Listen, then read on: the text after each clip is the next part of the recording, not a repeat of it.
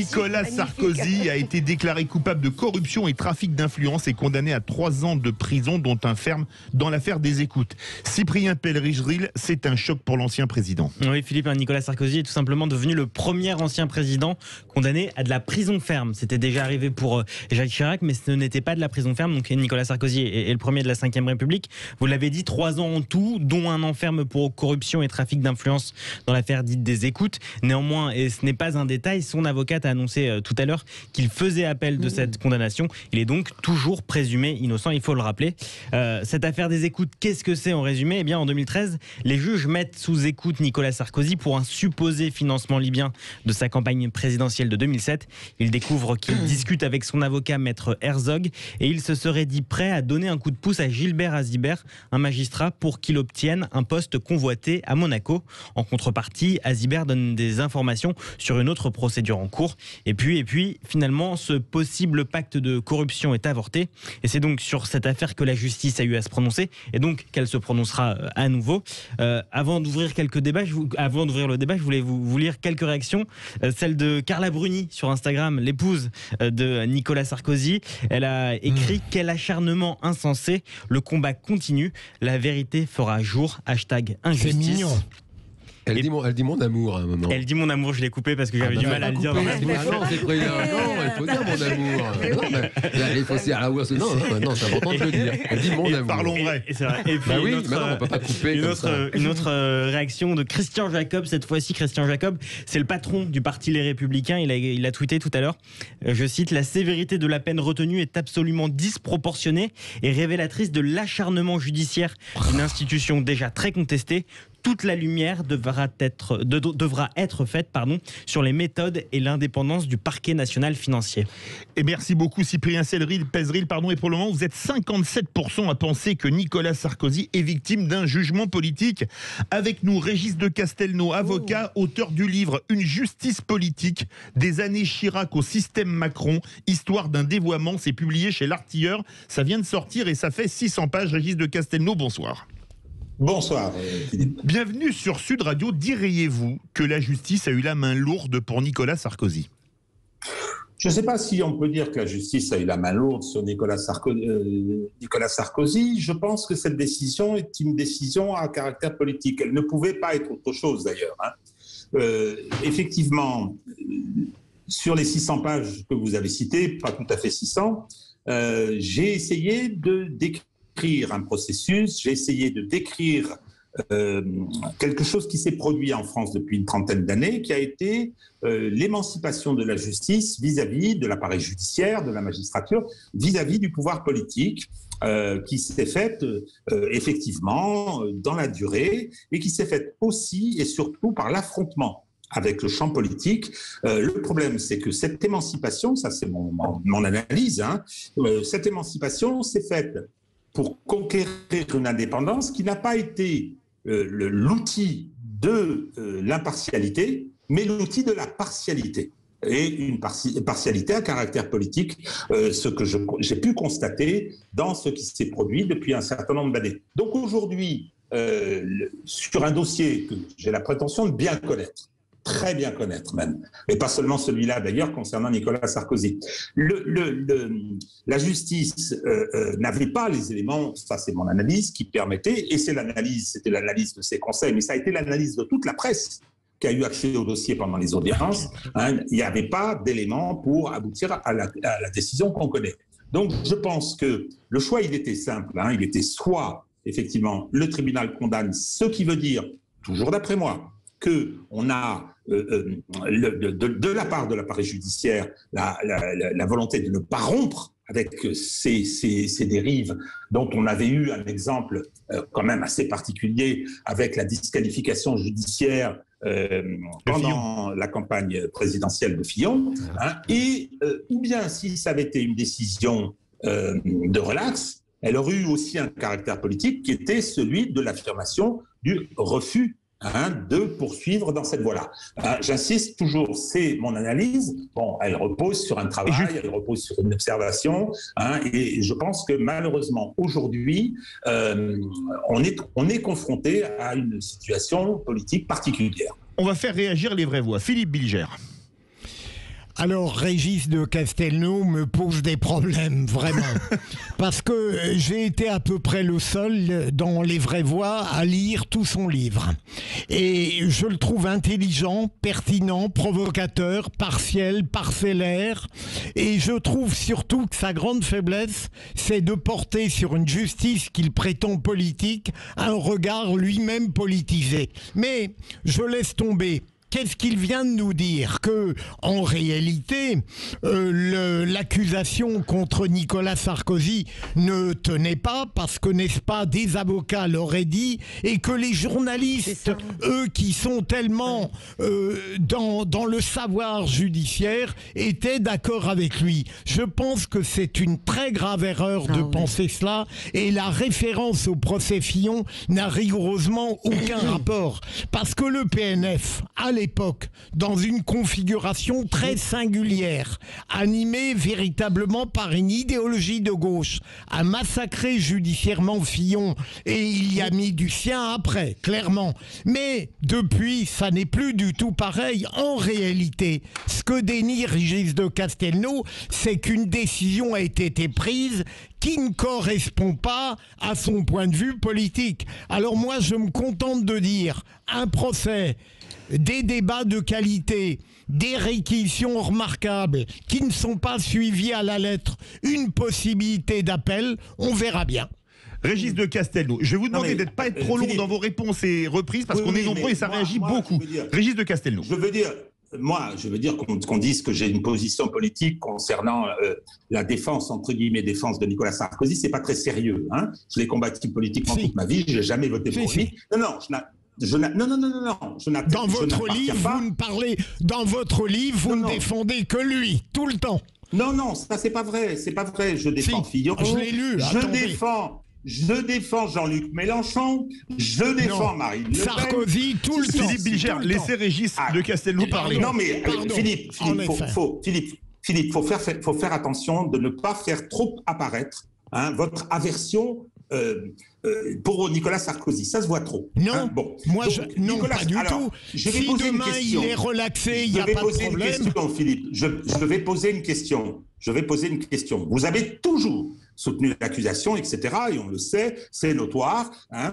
Vous avez publié un article pour critiquer mon bouquin dans Causeur. Il fallait avec voir. Beaucoup d'éloges. Non, mais oui, mais je veux dire, sauf qu'il est partial. Non. Moi, je pose une question sur cette soi-disant connivence politique avec Nicolas Sarkozy. Oui, il est la cible principale c'est fou, ça. de cet acharnement politique. Alors, je dis simplement, c'est fou, ça. Connivence politique, qui est venu à l'audience et exprimer son chagrin pour les violations du secret professionnel des avocats, sur la façon dont on a piétiné. Puis après, je vais vous poser une question, Philippe. Hein, on va échanger avec les autres vraies voix. Il n'y a pas que Philippe Bilger dans les vraies voix. Il y a trois vraies voix. Et ensuite, je veux dire, qui est venu faire part de ça avant de juste prendre sa retraite, hein, c'est Henri Leclerc, une statue que j'adore. Un très grand avocat. Un très grand avocat, mais c'est pas lui qui rend les décisions. Qui ne dit pas la vérité, surtout. Il n'a pas la vérité judiciaire. Je vous pose une question. Hein. Dans l'affaire Bettencourt, où il a été, qui est à l'origine de celle-là, hein, où il a été essayé de toutes les façons possibles et imaginables d'impliquer Nicolas Sarkozy. Il y a eu je rappelle quand même, quand je parle d'orientation politique, quand je parle effectivement de dérive, il y a eu une discussion entre Madame Bettencourt et son avocat, qui a été enregistrée par un majordome indélicat. Elle a été publiée dans Mediapart. La Cour de cassation a dit c'est formidable, il n'y a pas de problème. La Cour européenne des droits de l'homme vient de lui taper sur les doigts en disant que c'était une violation grossière du secret professionnel des avocats. Je suis désolé. Hein, moi, la parole. C'est pas l'espace. Non, ce que je veux dire, c'est que c'est la cible de Bettencourt, c'était bien évidemment Sarkozy. Philippe Bilger, la parole à Yael Mélu. Je bouge, je veux parler. Yael. Non, Philippe Bilger, faut qu'Yael Mélu parle un peu, sinon, mais non. Oui, mais juste. Salut, Yael. Non, mais Philippe. Vous coupez une seule fois dans votre expérience professionnelle et c'est à moi que vous le faites. Non, allez-y Philippe, Non, si vous ne parlez pas, vous ne plaindrez pas. Non, il n'y a pas de problème. Non, mais Régis, j'ai lu votre livre et vous continuez sur le même ton. il n'y a pas une affaire qui a été intentée contre Nicolas Sarkozy que vous ne défendiez pas du tout sur le plan juridique et judiciaire, sur le plan politique, même si vous ne votez pas pour lui. Vous venez encore de le dire en disant qu'on cherche à tout prix à le mêler à des affaires. Mais comment pouvez-vous dire une chose pareille ? Je me tais, Philippe, maintenant, je me tais. Il a été renvoyé devant le tribunal correctionnel dans l'affaire Big Malion contre l'avis de Renaud Van Ruymbeck que vous encensiez. Et alors ? Mais alors ? Justement, donc, ce que je veux dire, c'est que... Non mais attendez, je suis désolé, Leclerc n'est pas un saint, pas plus que Philippe Bilger. Attendez, j'ai défendu sur le fond du dossier Big Malion. J'ai rappelé sur pourquoi il était mis en examen. On a essayé de faire croire qu'il était concerné par les dizaines de millions qui ont disparu, etc. C'est faux.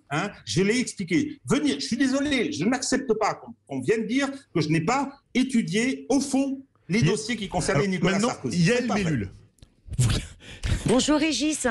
Salut Yael. Je suis un petit peu gênée parce que je n'ai pas lu votre livre, donc c'est pas bien. voilà. Mais je voulais, mais en revanche, je vais réagir sur ce que vous avez dit parce que je suis un peu dérangée par cette phrase que vous avez dite. Ce n'était pas l'analyse de toute la presse, mais c'est pas la presse qui rend des décisions. La presse, elle commente. Et moi, ce qui me rend un petit peu dingue, pour tout vous dire, Régis, c'est que à chaque fois qu'un homme politique est mis en cause dans une affaire, à chaque fois, on nous sort la revanche politique, le complot politique, et en réalité, cette théorie du complot politique qui est sortie à chaque fois, elle n'a qu'un seul objectif, clair, net et précis, c'est d'éviter à tout prix de parler du fond de l'affaire. Voilà.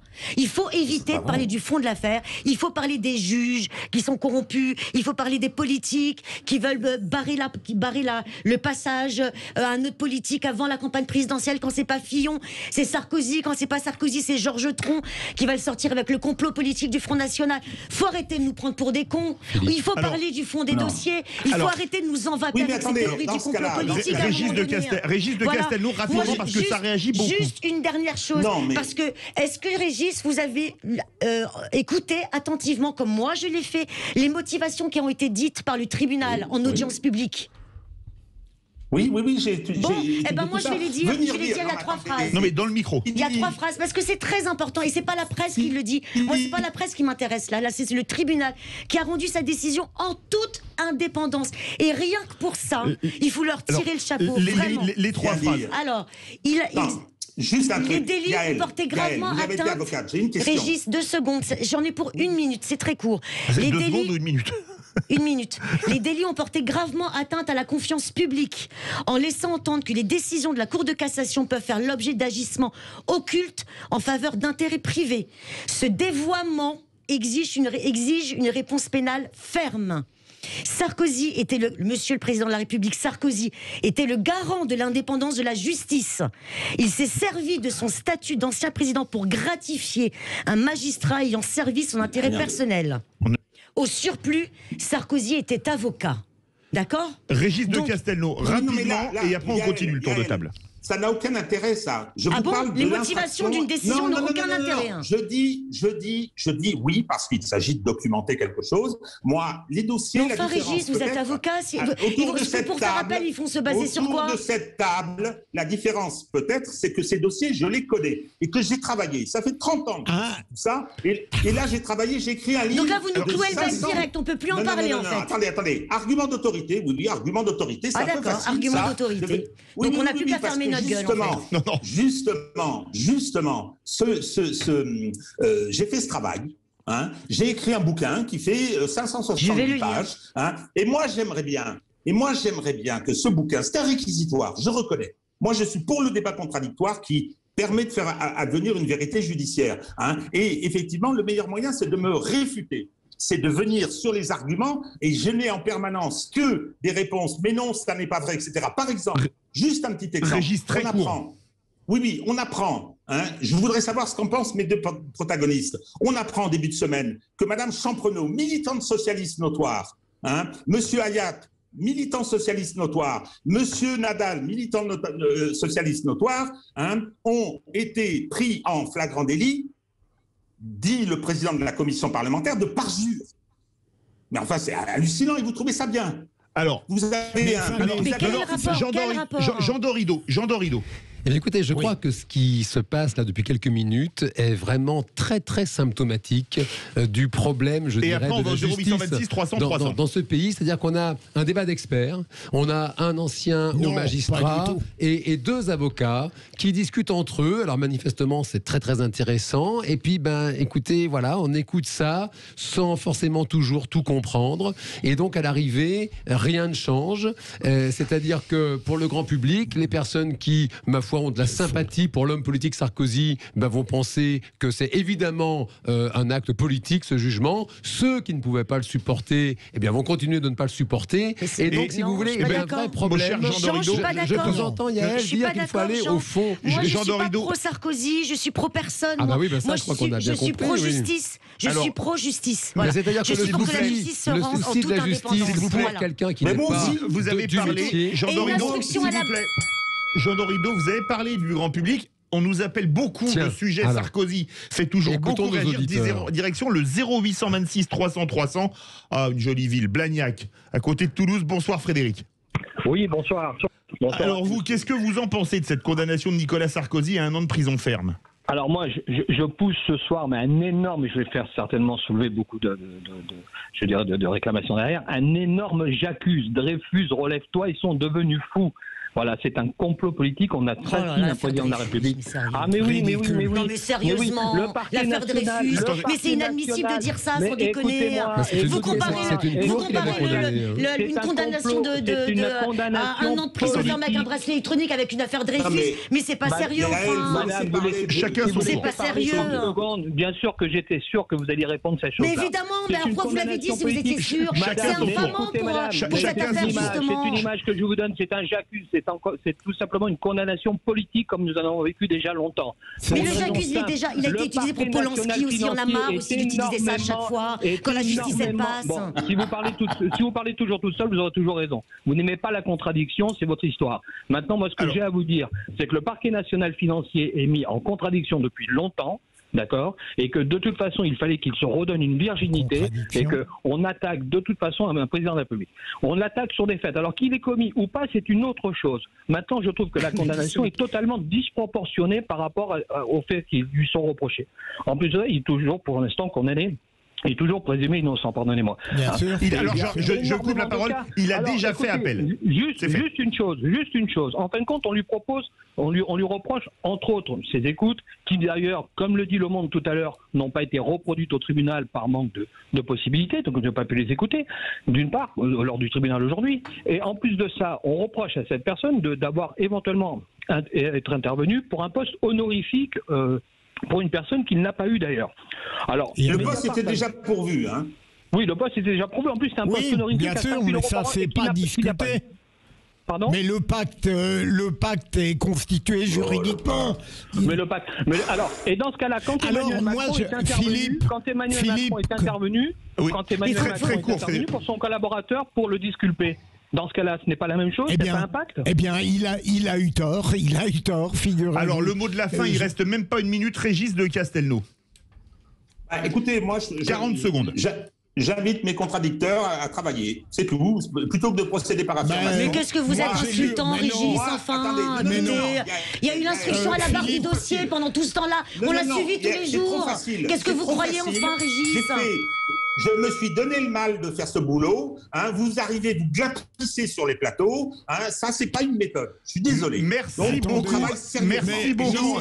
Philippe, non, il reste 10 secondes. On ne peut pas laisser terminer. Alors, vous posez Philippe Bilger en 15 secondes. En 15 secondes. Régis, c'est pas cool. Franchement, c'est pas cool, Régis. Je vous pose une seule question, Régis de Castelnau. Votre livre, je suis le seul à l'avoir lu. Et je l'ai trouvé bon par moments. Et beaucoup. Mais vous pouvez me dire pourquoi, dans l'analyse de toutes les affaires qui concernent Nicolas Sarkozy, dans toutes les affaires, vous considérez que l'analyse juridique est mauvaise. On organisera un déjeuner ou un dîner ou un nouveau débat à ce sujet. Non, parce que là, on a terminé. C'est insupportable. Merci beaucoup. Verdict, vous êtes 58% à penser. Vous êtes 58% à penser que Sarkozy condamné à de la prison ferme, c'est un jugement politique. On va s'aérer On va aller dans les sommets des Pyrénées dans quelques instants, oui. On va prendre la direction du Parc National des Pyrénées. Ça vous dit, les vraies voix? Ça va faire du bien. Plaisir, avec ça la neige, ça va nous faire du bien. Ouais. On se retrouve dans quelques instants.